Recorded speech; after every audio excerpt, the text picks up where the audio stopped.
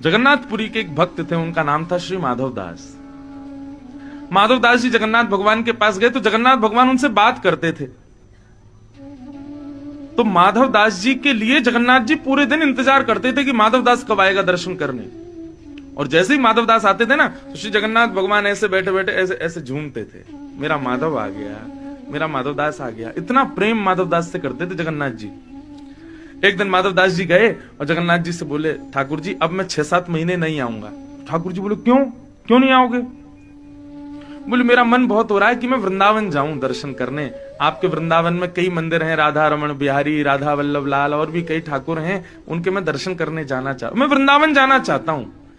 तो साधन है नहीं, उस समय पैदल ही जाते थे लोग। तो बोले 6 महीना लगेंगे आने जाने रुकने में। ठाकुर जी बोले, माधव हम कैसे रहेंगे तुम्हारे बिना? माधव दास जी बोले, देखो कौन बोल रहा है? जगन्नाथ बोल रहे हैं, जिनको पूरे विश्व में किसी की आसक्ति नहीं, जो पूरे विश्व को अपनी भ्रगुटी पर चलाते हैं, जिनके हंसने पर संसार बनता है, जिनके क्रोध होने पर संसार एक गेंद की तरह फूट जाता है, एक मटके की तरह ध्वस्त हो जाता है, वो कह रहे हैं माधव मैं तेरे बिना कैसे रहूंगा? एक सामान्य सा व्यक्ति हूं नाथ, आप प्रेम से रहो। कितने सारे माधव आते हैं आपके दर्शन करने, कितने सारे दास आते हैं, इनको आनंद कराओ, मैं जा रहा हूं वृंदावन। ठाकुर जी बोले, सुनो ना माधव दास, अहम भक्त पराधीन, सब मेरे पराधीन है, पर मैं पता नहीं क्यों अपने भक्तों पर अधीन हूं, मुझे संग ले चलो ना। अरे कैसी बात कर रहे हो नाथ? ये जगन्नाथ मंदिर से 2.5-3 किलोमीटर दूर गुंडीचा ले जाने के लिए तो इतना बड़ा रथ बनाना पड़ता है। 1500 किलोमीटर दूर वृंदावन में कैसे लेके जाऊंगा आपको? यहीं विराजो, और 6 महीना की बात तो फिर आ रहा हूं ना मैं। देखो, इसको रस नहीं कहेंगे, अब इसको रास कहेंगे।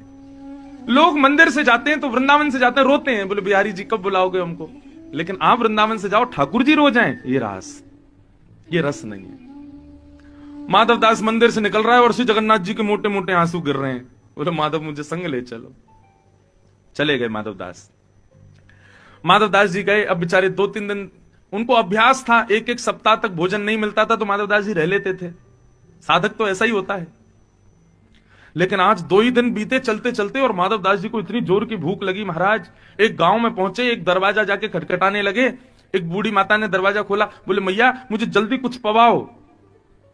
मैया बोली, अरे बाबा ने रुको रुको कैसे? बोले, नहीं मुझे बहुत जोर की भूख लगी है, और मैया मैं कैसे बताऊं, इतने दिन हो गए मुझे कभी इतनी भूख लगती ही नहीं है, लेकिन पता नहीं आज बहुत भूख लग रही है, मुझे आप कुछ पवाओ, नहीं तो मैं पेड़ पौधे ही खा जाऊंगा, मुझे इतनी भूख लगी है। मैया ने भोजन बनाया, भोजन बना के माधव दास जी को पवा। माधव दास जी सीधे पाने लगे। मैया आई, मैया आकर के बोली, बाबा अने आराम से पाओ, धीरे धीरे पाओ। बोले, मैया बहुत जोर की भूख लगी है, 3 दिन हो गए मैंने कुछ पाया नहीं, पता नहीं क्यों इतनी भूख क्यों लग रही है। मैया बोली, बाबा सारा भोजन अकेले पाओगे, इसको नहीं पवाओगे? माधव दास जी बोले, किसको? वो तुम्हारे बगल में एक सांवरा सा बालक बैठा है, इसको नहीं पवाओगे?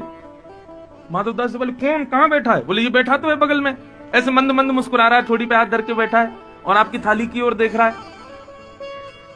माधव दास जी बोले, मुझे नहीं दिख रहा मैया। बोले, बाबा ये सब मैं चतुराई जाननी है, तुम्हारी सारी रोटी अकेले पकाते हो इसलिए कह रहे हो मुझे दिख नहीं रहा। अरे बगल में बैठा, कितना कोमल सा बालक, रुको इसको मुझे दे के जाओ, नहीं तो मैं पूरे गांव में हल्ला कर दूंगी, किसी के घर का बालक उठा लाया बाबा।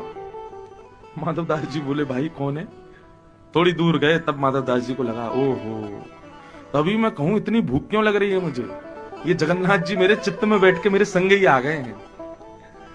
जैसे ही ये बात कही, इतने में ही उस विहंगम वन में ठाकुर जी प्रकट हो गए, और प्रकट होकर के बोले, माधव दास हम आ गए तुम्हारे साथ, इसीलिए इतनी भूख लग रही थी तुमको। माधव दास जी बोले, जय हो जगन्नाथ जी आपकी। बोले, वहां तो अब हमारी विग्रह विराज रहा है, 6 महीना हम तुम्हारे संगी रहेंगे। अब माधव दास जी बोले, क्या करें, मैं इसीलिए तो नहीं ला रहा था आपको, क्योंकि हमको तो अभ्यास है 6-6 दिन कुछ नहीं मिले तो रह लेते हैं। अब आप आ गए हो, अब हर 2 दिन में क्या, हर 2 घंटे में भूख लगेगी मुझे, क्योंकि संग चल रहे हो मेरे। और माधव दास जी का वही हुआ, अगले गांव में जाकर के बेचारों ने कुछ चने लिए, कुछ भिक्षाएं ली, रखी अपने पास। क्यों? हर 2 घंटे में भूख लग गया उनको। ठाकुर जी तो 8 बार भोजन करते हैं दिन में। वृंदावन पहुंचे, वृंदावन आते ही माधव दास जी बोले, पहले बिहारी जी का दर्शन करूंगा, सारे मंदिरों में जाऊंगा, लेकिन आते ही भूख लगने लगी, क्यों ठाकुर जी चल रहे हैं संग में। माधव दास जी बोले, मैं तो परेशान हो गया खा खा के, इतनी भूख लगती है इनको। बेचारे जमुना जी किनारे गए और चने भून करके उन चनों को ही पाने लगे। माधव दास जी जैसे ही गए बिहारी जी के मंदिर में, निधिवन राज में बिहारी जी विराजते थे, पहले निधिवन में बैठते थे ठाकुर बिहारी जी, फिर बाद में मंदिर में